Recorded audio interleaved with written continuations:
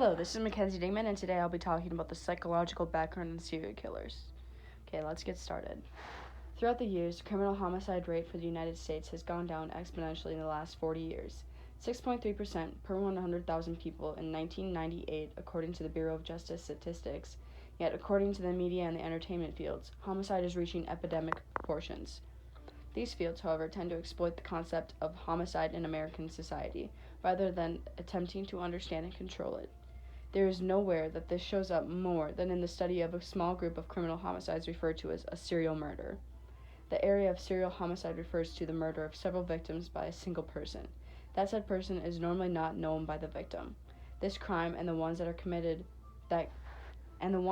this crime have always been around, but it has not come to national attention until about 30 or so years ago.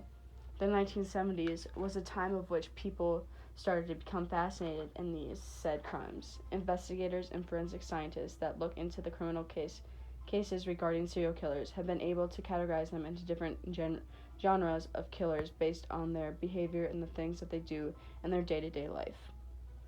There have been many different sources that I have looked at that have listed various types of categories on the killers and sometimes under different names. The four main different types of serial killers that stood out to me were the thrill seekers, mission-oriented, visionary, and having power and control over other people.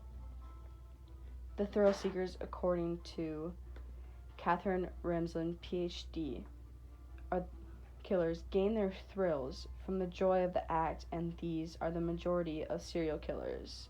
They're the type of killers that seem to think that outsmarting law enforcement is a game, and that they also tend to enjoy the attention from media, police pursuit, and invading the authorities. They will often send messages and keep records of their misdeeds, and they tend to seek sexual arousal from their victims before they kill them. It is also found that they have previous records of rape and sexual assault. The mission-oriented serial killers, according to Scott A. Barn, Ph.D.,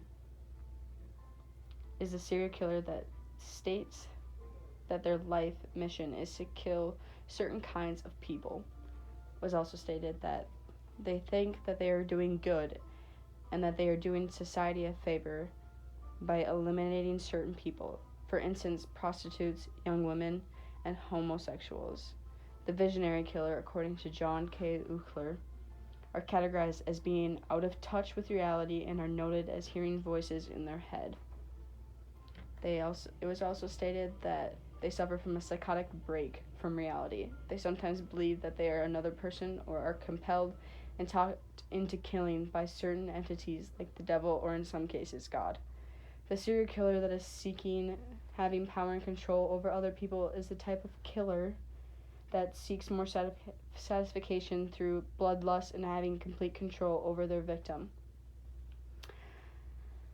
They will often torture their victim with sharp instruments or any other weapon that causes pain.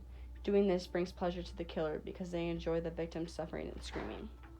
One last thing I wanted to go over was the 7 categories of female serial killers: Black Widow, Angel of Death, Revenge Killer, Murder for Profit or Crime, Killers whose sanity is in question, Team Killer, Sexual Predator.